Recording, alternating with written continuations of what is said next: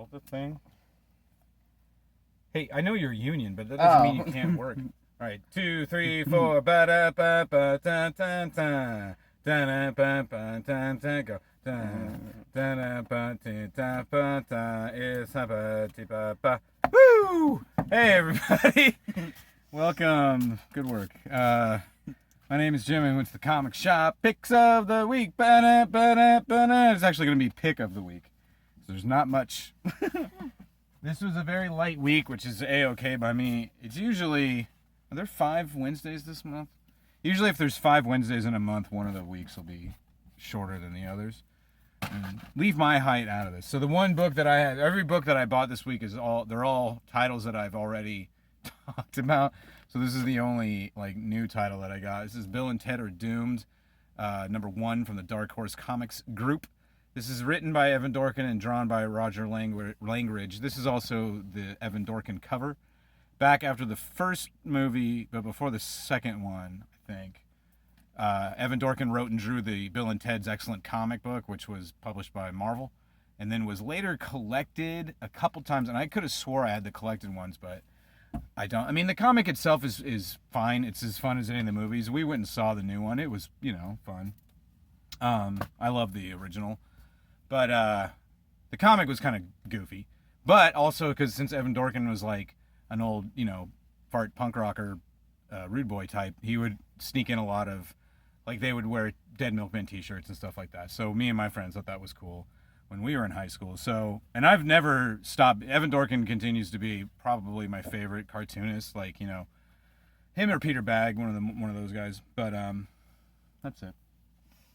Picks of the week. Ba-da, ba-da, ba-da. He's just giving me the thumbs up over there. There's not much else to do. What about picks of last week? Da-da, da-da, da-da. Ow. So last week, I shouldn't abuse him on camera. Black Widow number 1, written by Kelly Thompson and drawn by an artist whose name I will remember eventually because she's really, really good. This was indeed very good. Kelly Thompson might now be somebody who I'm going to buy whatever she writes. I haven't bought everything she's done over the last couple of years, but I've been buying more and more things, and I'm just continuously... There's a big reveal as to who the villain is in this first arc, which I'm not going to spoil, even though I don't know how many of you even care, but it was a big deal for me. The artist is Elena Casagrande, and I looked her up after reading this issue. This is her first major thing. I think she's done some indie stuff, but to be honest with you, I'm not even sure if that's true. So yeah, this is really fun. Happy to have the Campbell cover. So my status as a dirty old man has been solidified. I also last week read We Only Find Them When They're Dead, number 1. This is also very fun. And I figured very much Celestial's story that Al Ewing is doing. And it's driving me nuts to think of it that way, because then all I can think of is, who would this character have been and who would this character... But yeah, it's really good. Space opera so far. And Simone Di Meo, who I haven't seen draw anything for a while. Oh, no, wait. I think Immortal... No. Simone Di Meo is also somebody I had to look up, and I think he has only drawn a handful. He drew the Immortal Hulk tie-in to the Best Defense 5-week book last year. What a convoluted sentence that it could only come out of a comic book nerd's face. And then ultimately, finally, I read Pulp by Ed Brubaker and Sean Phillips. I really enjoyed this. Some people... I liked it. You didn't even finish it. Well, I read around half of it. It's so good. You heard it here, folks. He loved it so much he read most of it. I liked it. I really, really, really liked it. It was not as much of a Western as you were expecting, right? And but it still is. It's Ed Brubaker, especially when he works with Sean Phillips, he gets really meta at times, which is something that I really like about him. It makes me feel like I'm, a grad student. And so it's a lot of it takes place mostly during the Depression, but the main character used to be an outlaw in the Old West, and now he's a dying old man he's broke, and as most characters in Ed Brubaker, Sean Phillips books do, somebody comes along, or an idea for the perfect crime comes along, and of course nothing goes right.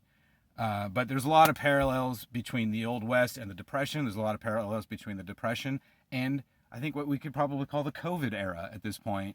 There are Nazis involved, so if that doesn't hip you to that whatsoever, it's really, really good stuff. It definitely fits in with my agenda, which I know is not necessarily an upsell for some people, but also I don't like you. So it doesn't matter, right? Ow. So I think that's everything. Oh, picks of last week, 5.5 minutes. That's great. Do you have anything that you want to talk about? No, not really. What about what you read last week? 'Cause I read I'm all caught up now, happily, Oh, on my. let me go get my thing. No, not if you're gonna be shitty about it. Man, you want me to go get my thing? Okay, go ahead and grab whatever. I don't think I did a Pix of this week last time. I don't honestly remember. I Yeah, thought no, you neither. did. You didn't get a free comic I got a book? free comic book. but Did you want to talk about the Naruto one or no? No, not really. You didn't like it. It wasn't that good.